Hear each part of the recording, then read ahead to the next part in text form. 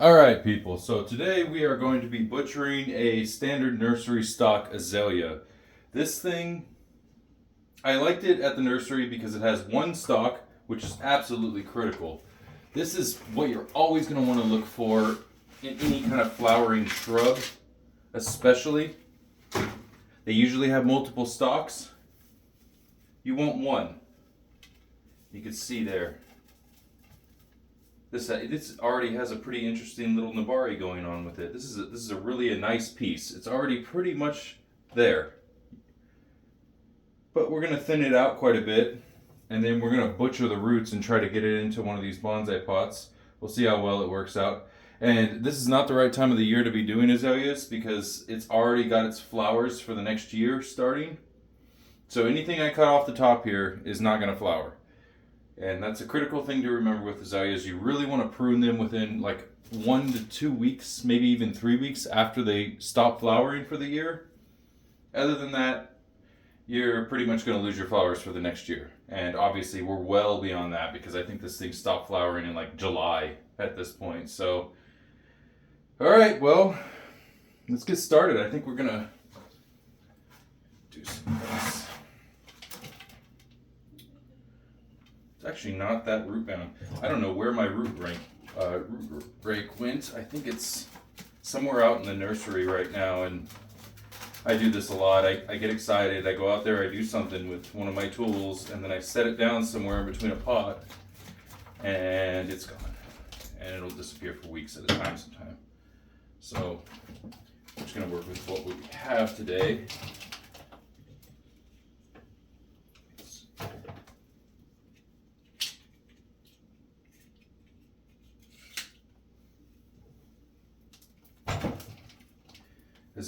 Azaleas are one of my favorites because it's what I used to maintain for my grandma when I was growing up a lot.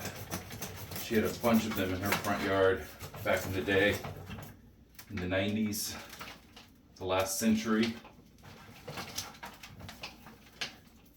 But less and less of us can remember. It seems like.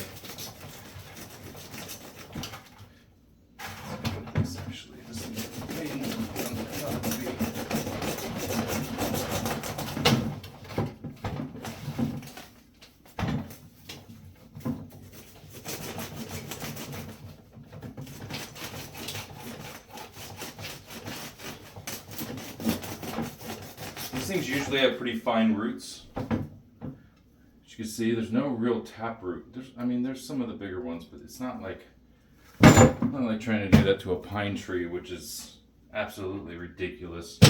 Trying to get through a pine tree tap root, usually. Not a lot. Half the time you'll kill the tree when you do it anyway. So.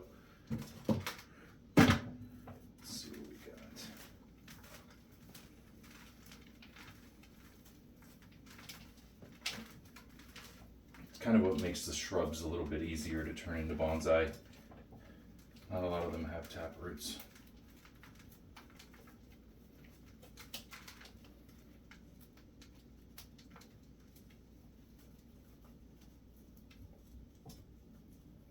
Yeah, this thing actually has some pretty nice nabari on it. I'm already breaking branches. So this is a really nice piece. I kind of like the way this root comes up here. I'm thinking that might be the front of the tree here. So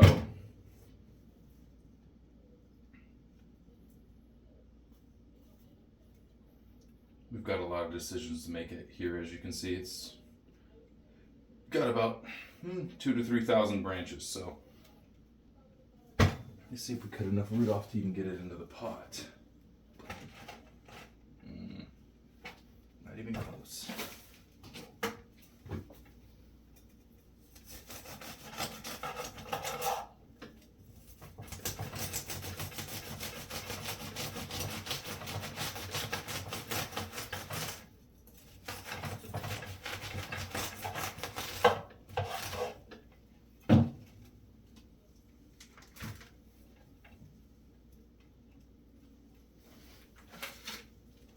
Give it a little bit of room to grow as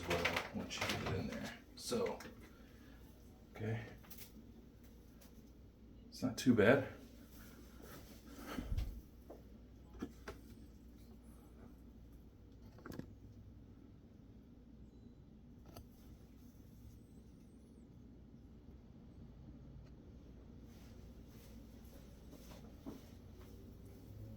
Yeah, getting close there. Really wish I had my root rake. It's kind of an essential tool for this part of it.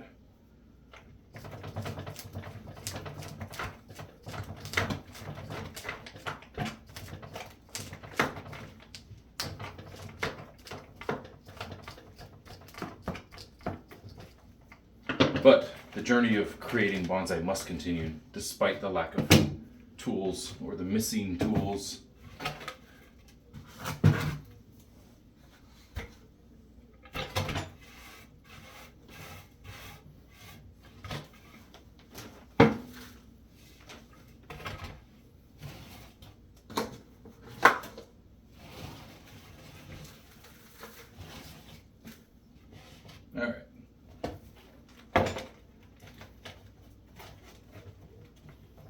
All right.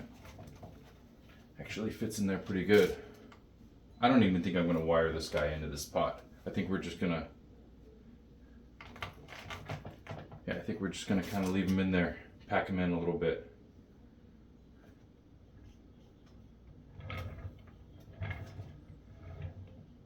Like I said, it's already most of the way there. This is a really, really great piece.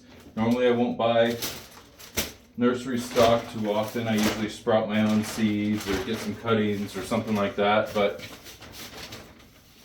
this time I couldn't resist it because I found this azalea with this just perfect trunk.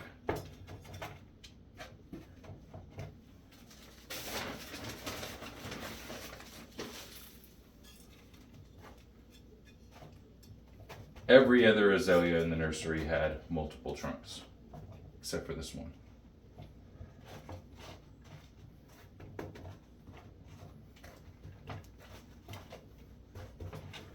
I'm going to try and not butcher the top too much right now because I would like to see some flowers next year. So we'll see where we end up. But there might be a little bit of wiring today. And at least a little bit of cutting and thinning out. Because this thing has like 400 branches going up north and it does not need that many.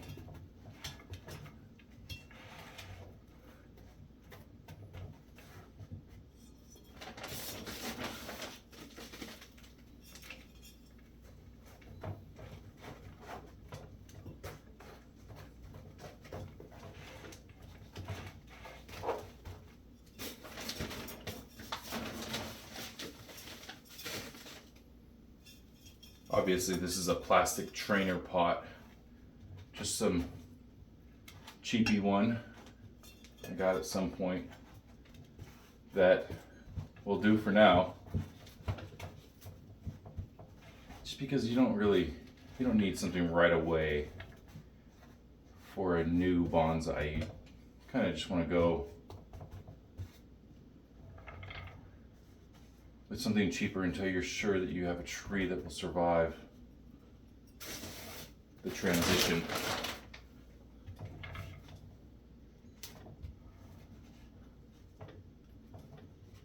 Okay, we actually have a really nice nabari on this tree.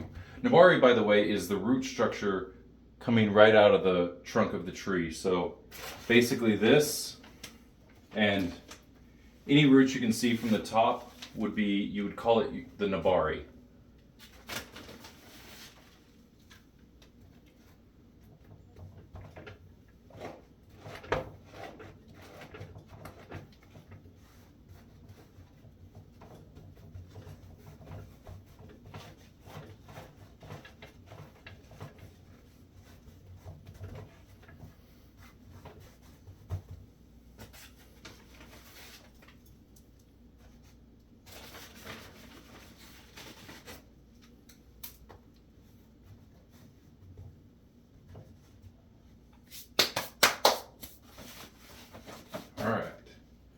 So, from the front of the tree, I usually don't like branches coming at me, Not very often. I think it takes away a lot from the trunk, but this thing does have a nice conical kind of crown to it already. And like I said, this is the reason why I picked this tree, is because it was so close already. Really, really close. I mean, start doing a little bit of pruning here. Obviously, we don't want this guy too low. Maybe this guy too.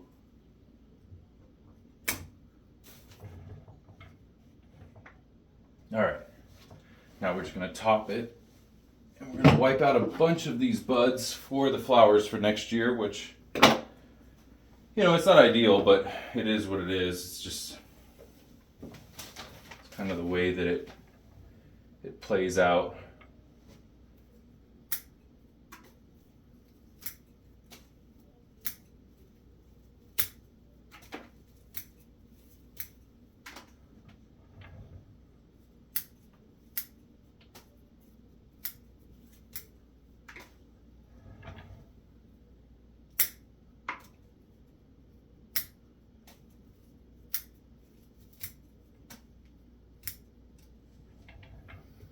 And pruning a tree like this, it's something that you kind of get over time. I've been doing it for a very long time, so I just kind of see it fast, and sometimes I forget to explain it. So I really don't want a lot of these branches in between, because it makes a lot of distortion. Basically, there's too much to look at from the base. So we're going to start trying to eliminate some of these trees from underneath. Let me reposition the camera so we can actually see a lot of it.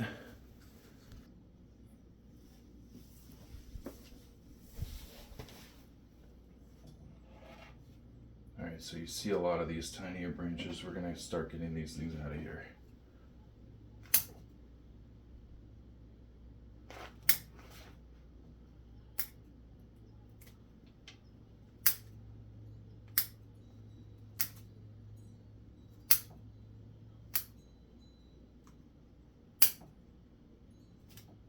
Even though it'll thin out the canopy a little bit right now, over the next couple of years, it will make all these other branches a lot bigger and just improve the overall look of the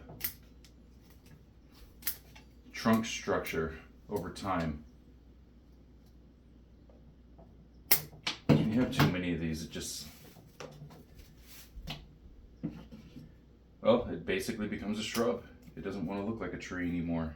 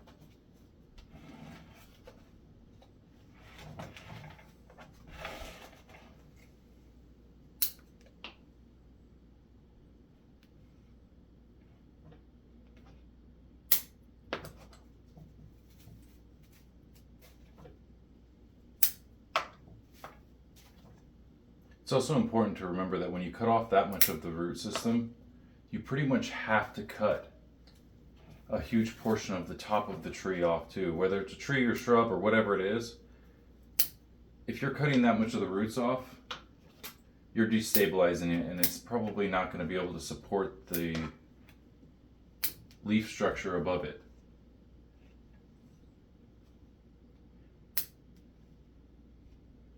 It's similar to removing a human's lungs or something like that, and then expecting the body to perform normally.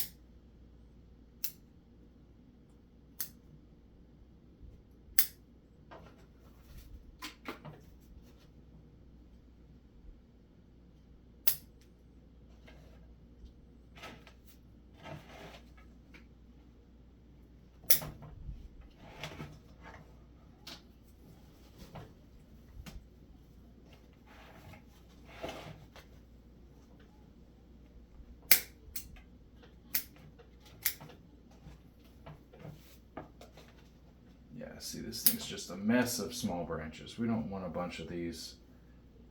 We want something that looks strong, majestic, kind of older already when you look at it up close. Which with this thing is a tall order because it doesn't look that old. But you can still make it look better.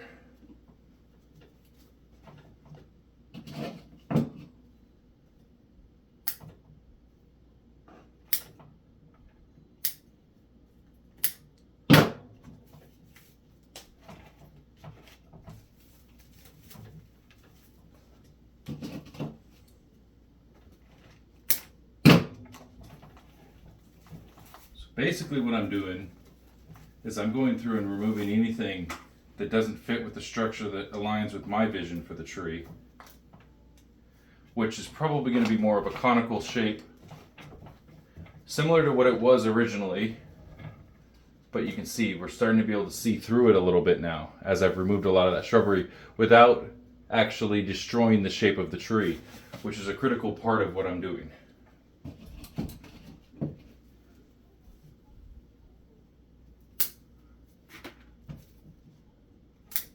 You want to define it but not destroy it. And that's where the art comes in.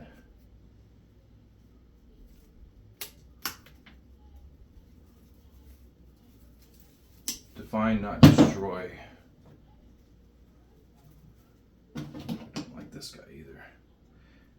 Generally, if you have two branches right next to each other going in the same exact direction, like this right here, you don't want something like that. But you also don't want branches crisscrossing each other. You want them going their own way. Just like the song. Alright. See this one right here? Not any good. Even though it's one of the bigger ones, it's gotta go.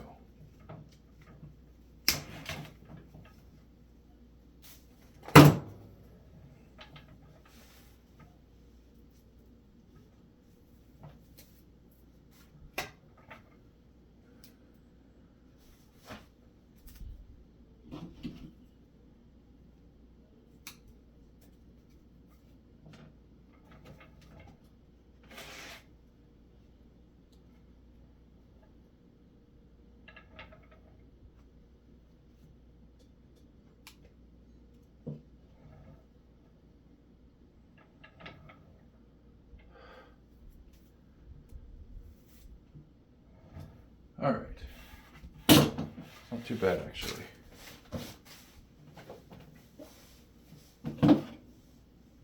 Not bad for a first roughing up of this thing.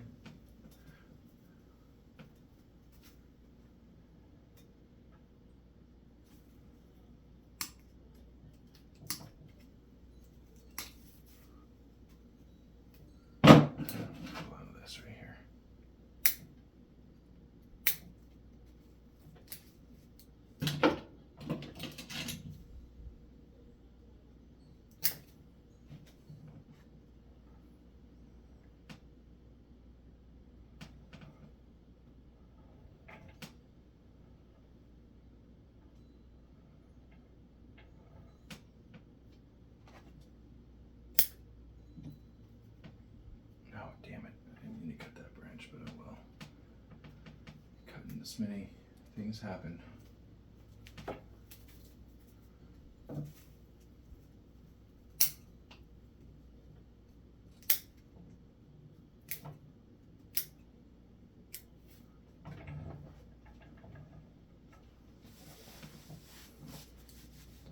All right, well, it's a little bit of a transformation, that's for sure. And I don't think we lost all the flowers. We probably have about half of them left. So be sure to stay tuned and subscribe. Like the video, guys. And you can see what this thing does in the spring.